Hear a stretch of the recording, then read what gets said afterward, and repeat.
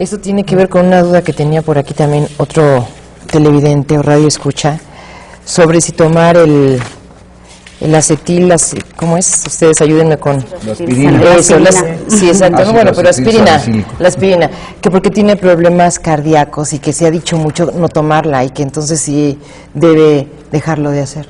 Bueno, desde luego el hecho de que haya una epidemia no quiere decir que todos los que toman ácido acetilsalicílico están enfermos de la influenza. Entonces, si no tiene influenza, pues no tiene ningún riesgo de seguir tomando la aspirina. Aún así, si tuviera la influenza, que en unos cuantos casos, pues ahí sería discutible. La dosis de aspirina para los problemas cardíacos es una dosis muy baja, de 60 miligramos. Y es menos probable porque además las complicaciones de la aspirina en presencia del virus de la influenza se dan más sobre todo en niños. Entonces casi no coinciden enfermos cardíacos con niños, porque son enfermos cardíacos susceptibles de infarto, ¿no? Que son casi siempre personas de edad madura o jóvenes, pero ya no niños. Muy bien. Doctora Berta Blum, Sí. ahora a superar las fobias, a superar los miedos. Claro. Ahora, yo hablé de susceptibilidad y tomé en cuenta un componente personal, individual. Es decir, puede haber fobias, más o menos el temor en general y la evitación, que eso sería la fobia, que es poner afuera alguna inquietud interna y luego evitar eso. Bueno, esas fobias pueden durar cierto tiempo. El tiempo es muy importante en esto. Ahora, si esas fobias se mantienen, entonces sí tenemos que pensar en esos trastornos o problemas encubiertos o no tomados en cuenta y que desencadena justamente esta epidemia, este suceso. Lo mismo pensaba en el lavarse las manos. Lavarse las manos necesitamos, qué bueno que lo incorporemos como para hacerlo más frecuentemente, pero un niño o un adulto que empieza a lavarse las manos en forma exagerada, yo diría compulsiva, porque no tiene la compulsión sería no tener el control sobre eso, entonces allí también tenemos que era un problema previo que más o menos estaba controlado, o que nadie le llamaba la atención, o que el sujeto convivía. Pero ahora sí, serían los que necesitan justamente atención psicológica, o reacciones paranoides exageradas, todos hemos tenido, es decir, el miedo al peligro, la amenaza de peligro, que sería más bien de angustia. Pero cuando esto ya persiste y justamente se empieza con un discurso, con manifestaciones de que me pueden atacar, de que eso es muy peligroso y demás, entonces también requeriría una atención personal. Podría agregar algo más sobre, por ejemplo, de la importancia del hablar y de procesar. ¿Qué pasa si esto no se hace? Queda en el sujeto. Se puede olvidar del acontecimiento, pero ¿qué hace con el afecto?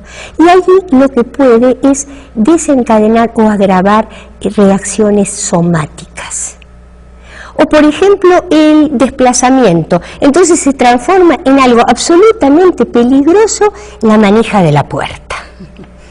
Claro, entonces se localiza el peligro, pero justamente es una forma también de defenderse frente a la angustia. Y por eso es tan importante esta fase que estamos haciendo, que empezaron, me supongo, todos empezamos a hacer en la casa, pero tenemos que continuar haciéndola, que es justamente la de procesar, entender, acomodar la vida, que también implica justamente poder incorporar lo positivo. Decíamos medidas de salud, podemos encontrar otras experiencias. Nuestra vida ha cambiado y tenemos que reacomodarla un poco. Lo que era familiar, cotidiano, es lo mismo, lo que hablábamos antes, pero ya no es lo mismo. Entonces todo eso se necesita volver a reacomodarlo, ponerlo en algún lugar. Quizás ahora vamos a traer un jabón o un gel en la bolsa. Ahí está. ¿No? Seguramente. Sí. Eso dentro de las posibilidades que uno tiene para tranquilizarse, para... Claro, y que nos bajar la dan angustia. sensación justamente de control, porque la angustia genera una situación de impotencia y esto nos genera una situación de potencia relativa. Por ejemplo, el saludarlos de otra manera y diferenciar lo que es la cercanía afectiva de sus modalidades de manifestación. Decía que allí se puede dar mucho juego a la creatividad y creo que en estos puentes se va a dar también la posibilidad de crear nuevas cosas, nuevas actividades, nuevos pensamientos. Bien.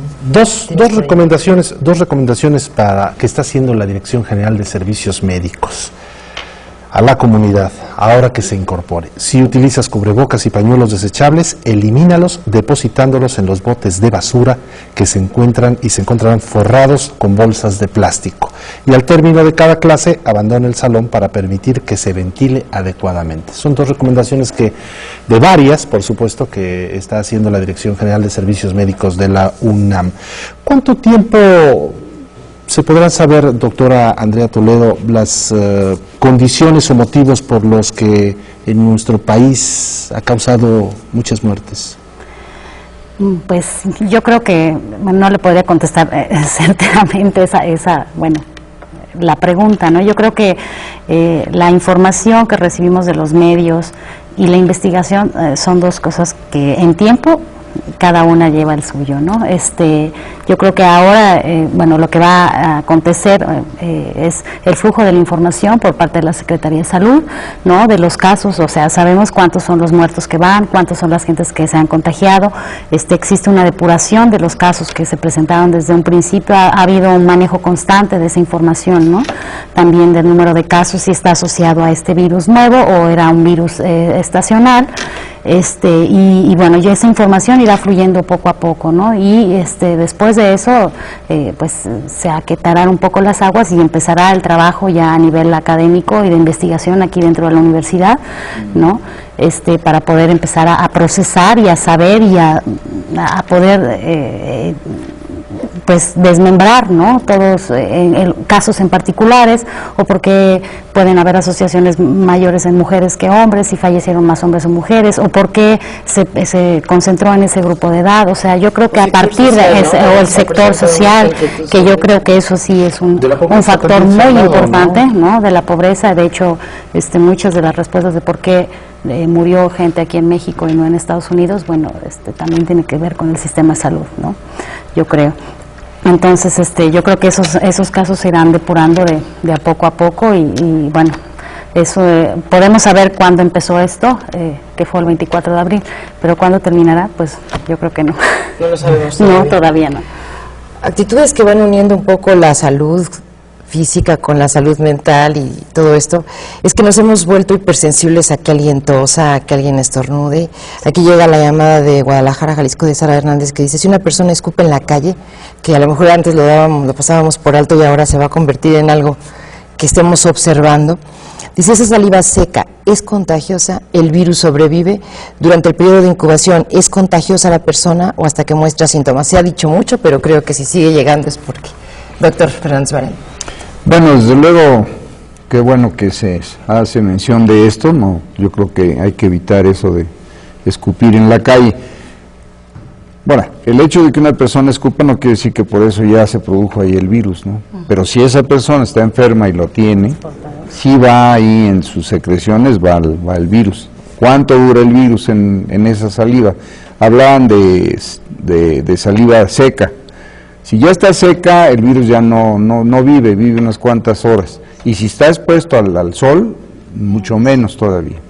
Entonces, pero pues ese no es el caso. El caso es que también es una posibilidad de contagio más, y por lo tanto hay que evitarla, ¿no?